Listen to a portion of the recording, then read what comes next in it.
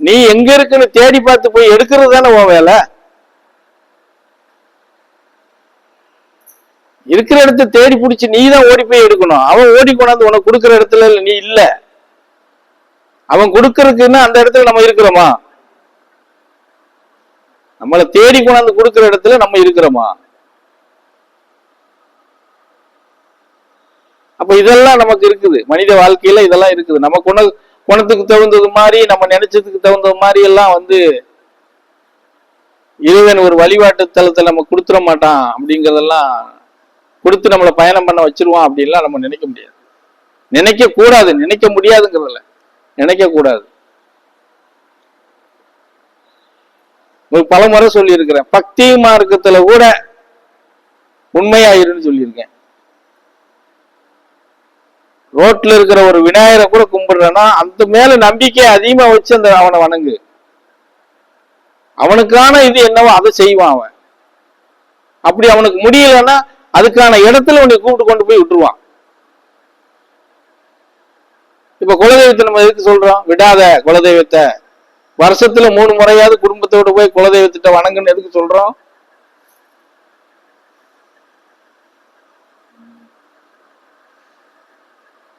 புரியுதா? அப்போ குலதெய்வம் எதுக்கு? அவங்களால என்ன பண்ண முடியுமோ அதை பண்ணுவாங்க, நமக்கு சப்போர்ட். அதுக்கு மேலேயே பண்ண முடியாத ஒரு சூழ்நிலை வருதுன்னா அவங்க அதுக்கான இடத்தை தேடி பிடிச்சி உங்களை கொண்டு போய் தள்ளி கொண்டாந்து அங்க சேர்த்துருவாங்க. சேர்த்ததுக்கு அப்புறம் அந்த இடத்துல நின்று நீ காரியத்தை சாதிக்காம திரும்பி போய் அங்க முறையிட்டேன்னு வச்சுக்கைய, கண்டுக்கவே மாட்டாங்க. எப்படி? நாய் உனக்கான இடத்தை கொண்டு போய் நாங்க தள்ளி விட்டா நீ அதை விட்டுட்டு இங்க வந்து என்கிட்ட பழையபடி நின்றுகிட்டு இருக்க அப்படின்னு சொல்லி நீ வாட்டு புலம்பிட்டே இருக்க வேண்டியது, அவங்க வாட்டுக்கு காது கேட்காது அப்படிங்கிற மாதிரி இருந்துக்குவாங்க. இதுதான் நம்மளுடைய நிலைப்பாட்டுல இருக்கிறது, குலதெய்வத்துக்கும் மற்ற இதுகளுக்கும் இருக்கிறது. அதை எந்த அளவுக்கு நம்ம பிடிச்சுக்கிறோங்கிறது நீங்க தான் முடிவு எடுத்துக்கிறணும். என்னாச்சு? குச்சரி கொடி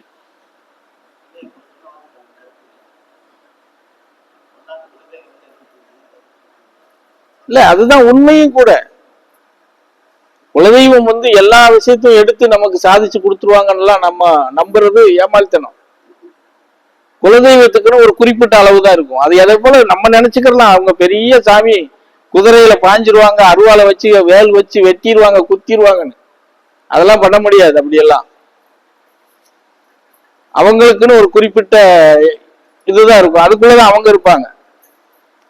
அதுக்கு மேல அவங்களால அது பண்ண முடியாதுன்னா அவங்க என்ன ஒரே உதவி என்னன்னா இதுக்கான இடத்தை நம்மளை கொண்டு வந்து சேர்ப்பாங்க. அதுல அவங்க தவற மாட்டாங்க. சேர்த்ததுக்கு அப்புறம் நம்ம அதுல பிடிச்சு பயணம் பண்ணாம நம்ம விட்டுட்டு போயிட்டோம்னா அதுக்கு பொறுப்பு குலதெய்வம் கிடையாது, நம்ம தான்.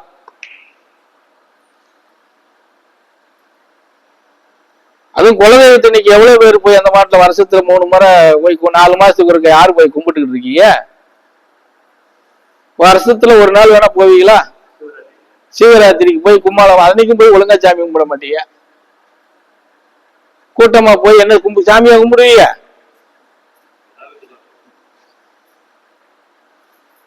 அது காலையில செய்வாங்க. அதுவும் கூட அதை கூட செஞ்சு ஒழுங்கா சமைச்சு சாப்பிட்டு வருவாங்களான்னா வரமாட்டாங்க. அதுலயும் சண்டைக்காடை போட்டு அதுவும் கீழையும் மேலையும் கொட்டி பாழாக்கிட்டு வருவாங்க. அப்புறம் அந்த சாமி என்ன வரம் கொடுக்கும் சொல்லுங்க பார்ப்போம். இன்னும் சொல்ல போனா இன்னைக்கு இருக்கிற சூழ்நிலையில இன்னைக்கு இருக்கிற மானிடர்கள் ஒரு குலதெய்வத்துக்கிட்டன்னு போனீங்கன்னா, நீங்க குலதெய்வத்தை இந்த வாரத்துல நம்ம போய் கும்பிட போறோம்னு நீங்க நினைச்சிட்டாலே அது வேற விருந்தாளி வீட்டுக்கு போயிடும். இந்த பாவி பேக வராங்க, நம்ம என்னத்துக்கடா இங்கே இருக்கணும், ஆம்பேட்டுக்கு வந்து கதவை முட்டி பார்த்துட்டு போட்டு அது அவங்க சொந்த இடத்துக்கு போயிடும். இதுதான் உண்மை. இன்னைக்கு நீங்க எந்த குலதெய்வத்துக்கு போனாலும் சரி அந்த இடத்துல அவங்களுடைய அந்த அற்புதமான ஆற்றல் நிலையா நிக்குது அப்படின்னா கிடையாது, இன்னைக்கு கிடையாது.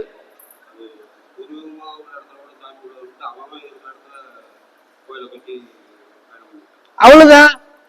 இங்க இங்க ஒரு நாளைக்கு, அங்க ஒரு நாளைக்கு, அங்க ஒரு நாளைக்கு காலை வச்சுட்டு அது வாட்டுக்கு போயிட்டே இருக்கும். நமக்கு எங்கேயும் இருப்பாடம் இல்லடா, நமக்கு ஏற்கனவே எங்க பிறந்தோமோ அதுதான்டா இருப்பாடம். வண்டியை விடு, அங்கவே உட்காந்துக்குருவாங்க. அப்புறம் எங்க ஓடி உனக்கு குலதெய்வம் வரம் கொடுக்க? நம்மளுடைய எண்ணமே எப்படி இருக்கு? எதுவா இருந்தாலும் உடனே அதுக்கான வேலை செய்ய மாட்டோம், உழைக்க மாட்டோம், செய்ய மாட்டோம். அப்படின்னா கூட உனக்கு கோடி கோடியா கிடைக்கும். லாட்டரி சீட் எடுத்தா கூட அதுக்குள்ள கிடைக்க மாட்டேங்குது. சம்பாரிச்ச காசெல்லாம் லாட்டரி சீட்ல போட்டுட்டு தானே வரிய. லாட்டரி மன்னர்கள் இங்கே 2 பேர் இருக்கிறாங்க. ஆமா, செல்வகுமார் ஒருத்தர் இருக்காரு, கோவிந்தராஜ் ஒருத்தர் இருக்காரு, லாட்டரி மன்னர்.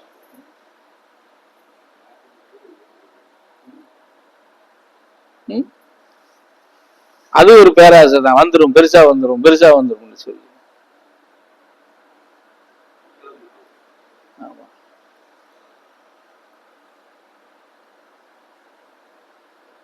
பொதுவாகவே உங்களுக்கு எல்லாத்துக்கும் பாடம் நம்ம நடத்திருக்கிறோம், 4 வருஷமா நடத்திக்கிட்டு இருக்கிறோம். மனிதனுடைய பிறவியில என்னன்னு சொல்லி. நீ கருவறையில எப்ப ஜனனம் ஆகுறியோ 4வது மாசத்தை முடிஞ்ச உடனே 5வது மாசத்துல இந்த பூமியில அவதரிச்சு அடுத்து நீ மறைகிற காலத்து வரைக்கும் அன்னைக்கே முடிவு பண்ணிடுறான், இதுதான்டா உனக்கு அப்படின்னு சொல்லி. நீ மாடு மேய்ப்பியோ, ஆடு மேய்ப்பியோ, விவசாயம் பண்ணுவையோ, டிரைவரா வண்டி ஓட்டுவியோ, இன்ஜினியர் ஆகுவியோ, டாக்டர் ஆகுவியோ,